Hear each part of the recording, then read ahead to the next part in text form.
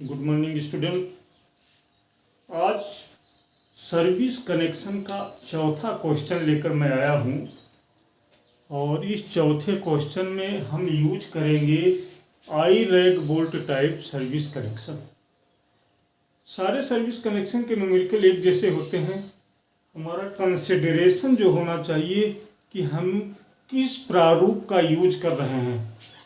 तो आते हैं हम क्वेश्चन को देखते हैं। आज क्वेश्चन को मैंने एक ही पार्ट में बनाया है क्योंकि कॉन्सेप्ट आप काफ़ी हद तक आप लोगों का क्लियर हो चुका है और नहीं तो दो लेक्चर बनाने पड़ते थे एक क्वेश्चन के लिए।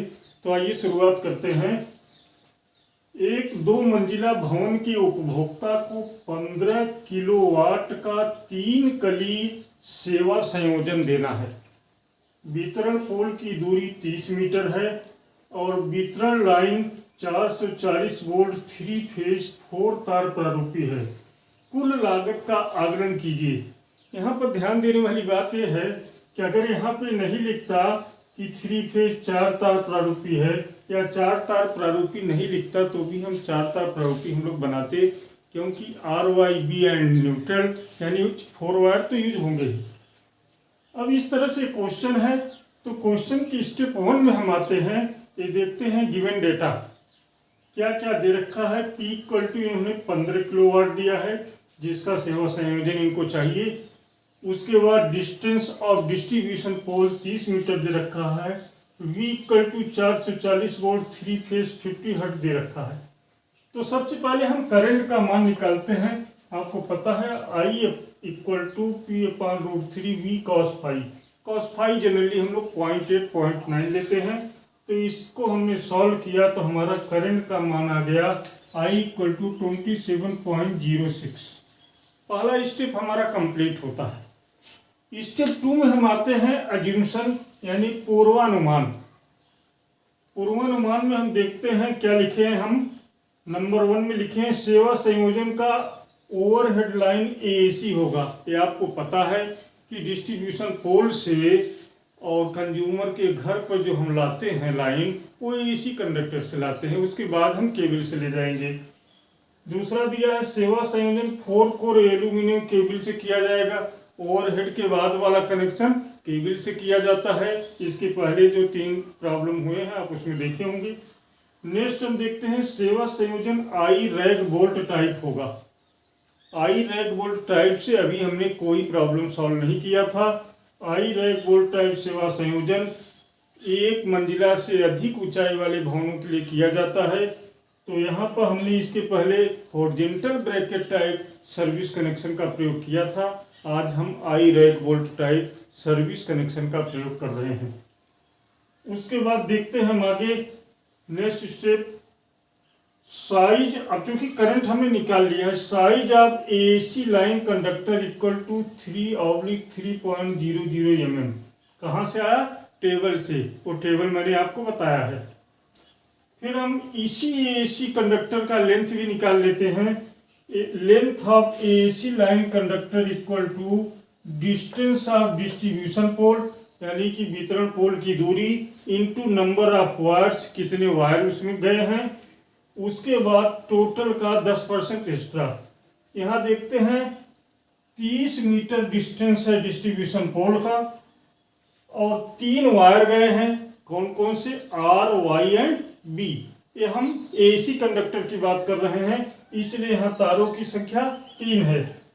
इसको ब्रैकेट क्लोज करके हमने यहाँ लिखा 9। एक 90% का 90 का 10% 9 आया। इसको टोटल किए तो 99 मीटर आया। इसी प्रकार से हम निकालते हैं length of 10 SWG neutral wire. Same formula यहाँ अप्लाई होगा।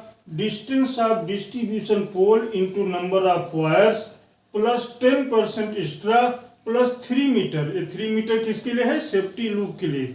आपको मैंने बताया था कि सेफ्टी लूप का जो वायर होता है वो न्यूट्रल वायर ही होता है, इसलिए हम उसके 3 मीटर जो है इसी में ऐड कर लेते हैं, नहीं तो कॉस्टिंग में हमें अलग से दिखाना पड़ेगा। तो यहाँ पर देखिए distance of distribution pole 30।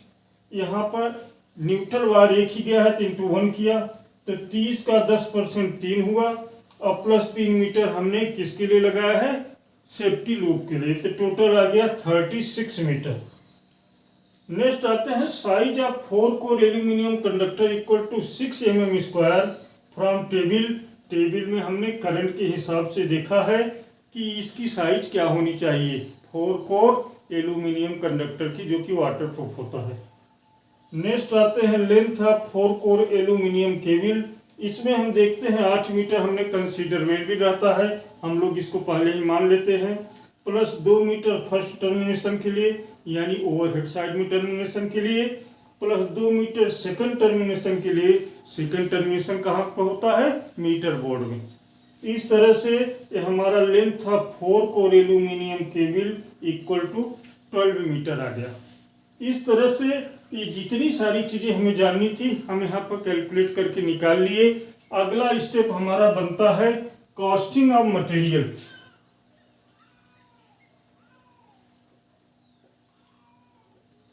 Costing of material में हम ये देखने की कोशिश करते हैं कि कौन कौन सा मटेरियल लगा है और मटेरियल के प्राइस क्या है। कॉस्टिंग ऑफ मटेरियल में सबसे पहले हम आते हैं cycle insulator. Number 1 cycle insulator हम कहाँ लगाते हैं? डिस्ट्रीब्यूशन पोल से एसी कंडक्टर को उपभोक्ता के भवन तक लाने के लिए। तो चूंकि हमारा ये 3 फेज है यानी कि 4 वायर आएंगे, 3 फेज के और 1 न्यूट्रल के, तो यहाँ पर साइकिल इंसुलेटर हमने 4 लगाए हैं। इसका कास्ट आपको पहले से पता है और यहाँ पर मैंने लिख दिया है फॉर डिस्ट्रीब्यूशन पोल। रिमार्क, इसका कीमत 50 है तो 200 आया। साइकिल स्ट्रैप की बात करते हैं तो साइकिल स्ट्रैप उतना ही लगेगा जितना कि साइकिल इंसुलेटर लगेगा, क्योंकि साइकिल इंसुलेटर को ही इंस्टॉल करने के लिए साइकिल स्ट्रैप लगाते हैं। थर्ड पर आते हैं आई रैक बोल्ट। आई रैक बोल्ट हमने यहाँ पर 4 लगाए हैं। आई रैक बोल्ट को मैंने उसके सिस्टम को जब बताया था आपको, ये बताया था कि आई रैक बोल्ट जो होता है दीवार में, कंज्यूमर की दीवार में स्थापित कर दिया जाता है। आई रैक बोल्ट इस तरह से होता है, एक कंज्यूमर की दीवार में स्थापित कर दिया जाता है। ये देखिए कंज्यूमर का दीवार है, इसमें आई रैक बोल्ट स्थापित कर दिया जाता है और इसी में से हम एसी कंडक्टर को बांध कर निकालते हैं। तो आई रैक बोल्ट हमारा यहाँ पर 4 है। एक आई रैक बोल्ट की कीमत 50 रुपये है तो 200 रुपये हो गया। यहाँ पर ध्यान देने की बात है कि कोई ब्रैकेट नहीं है, हॉरिजॉन्टल ब्रैकेट हो, वर्टिकल ब्रैकेट हो, जीआई पाइप हो, यहाँ किसी का यूज नहीं किया। यहाँ पर हमने किया है आई रैक बोल्ट का। नेक्स्ट आते हैं लूप इंसुलेटर। आपको पता है लूप इंसुलेटर सारे फेज वायर के लिए आते हैं, तो फेज वायर हमारे 3 है, आर वाई एंड बी। तो हमने यहाँ पर 3 लूप इंसुलेटर लगा है, इसका कास्ट लिख दिया। यहाँ पर मैंने रिमार्क में यह लिखने की कोशिश की है फॉर फेज ओनली। नेक्स्ट आते हैं एरियल फ्यूज। एरियल फ्यूज भी फेज वायर के लिए आता है, ये भी 3 रहेगा, इसका भी कास्ट मैंने लिख दिया और रिमार्क में डाला है फॉर फेज ओनली। आगे बढ़ते हैं हम स्प्लिट इंसुलेटर। स्प्लिट इंसुलेटर हर क्वेश्चन में आया है, ये सेफ्टी लूप के साथ लगाया जाता है, इसको हमने लगा दिया, रिमार्क में डाल दिया सेफ्टी लूप। फिर आते हैं 3/3.00 mm एसी कंडक्टर 99 मीटर, जो कि यहाँ पर मैंने निकाला है। यहाँ पर हमने इसको लिख दिया और इसका 10 रुपये मीटर है तो 990 रुपये इसका टोटल कास्ट है। फिर 10SWG न्यूट्रल वायर जो मैंने यहाँ पर निकाला है 36 मीटर, इसका कास्ट 5 रुपये पर मीटर है तो 180 रुपये आ गया। यहाँ पर मैंने रिमार्क में लिखा है कि 3 metre added for ESL। ESL मतलब सेफ्टी लूप। सेफ्टी लूप का 3 मीटर इसमें ऐड है, ऐसा मैंने रिमार्क में लिखने की कोशिश की है। 4 कोर एल्यूमिनियम केबल 12 मीटर है, 20 रुपये मीटर है, 240 रुपये हुआ। रैक बोल्ट 4 लगे हैं मीटर बोर्ड को इंस्टॉल करने के लिए, इसका कीमत 10 रुपये है तो 40 रुपये हुआ। इसी प्रकार से मीटर बोर्ड 1 है तो इसको हमने यहाँ पर लिख दिया है। अब इसका कास्ट सब अप्रॉक्सीमेट है, हो सकता है कहीं मैंने इसका 200 ही लिखा हो, यहाँ पर अगर मैंने 500 लिखा है तो इसी कंसिडरेबल है। नेक्स्ट आते हैं 3 फेज एनर्जी मीटर। एक लगाए हैं 2500 का है। 25 mm का कंड्यूट हमने लगाया है दीवार को पार करके मीटर बोर्ड तक केबल को पहुंचाने के लिए 0.25 मीटर, क्योंकि सामान्यतः दीवार की मोटाई 0.25 मीटर होती है। यहाँ पर मैंने रिमार्क में डाला है इनर वॉल यानी दीवार के अंदर। अब आते हैं 30 एम्पियर फ्यूज कटआउट हमने एक सेट लगाया है मीटर के पहले। इसका कीमत है 100 रुपये, मैंने यहाँ पर लिख दिया है। फिर आते हैं केबल क्लैंप। इसका कोई आइडिया नहीं रहता कि 10 क्लैंप लगेंगे 4 क्लैंप लगेंगे, तो लंब सम इसको डालकर 50 रुपये इसका भी कास्ट हम लिख देते हैं। तो इस प्रकार से हमारा टोटल कास्ट आया 5586 यानी 5586। अब टोटल कास्ट यहाँ लिखने के बाद हमारा प्रॉब्लम सॉल्व नहीं होता है। इस सारे कार्यों को करने के लिए लेबर लगे थे, कुछ आकस्मिक व्यय खर्च हुआ होगा और जिन्होंने ये कार्य कराया होगा उसका सुपरविजन चार्ज भी लगा होगा। तो देखिए लेबर चार्ज हमेशा टोटल कास्ट का 20% लेते हैं, तो 5586 का 20% 1170 रुपये आए। ये मैंने यहाँ पर नोट कर दिया। फिर contingency charge at the rate of 10%, माने कि आकस्मिक व्यय जो है टोटल कास्ट का 10% लगता है, लगे या न लगे, लेकिन हम अपने बिलिंग में करते हैं। कभी कभी ऐसा होता है कि किसी सामग्री की कीमत अचानक बढ़ जाती है या कोई और दिक्कतें आ जाती हैं, तो एक 10% हमने इसका निकाला टोटल का, तो 558 रुपये 50 पैसे आया। लास्ट में हम लेते हैं supervision charge at the rate of 10%, तो 10% में इसका ये आया। इन तीनों चारों को हमने जोड़ा, जब जोड़ा तो 7820 रुपये आया, जिसे हम कहते हैं ग्रैंड टोटल यानी कुल लागत।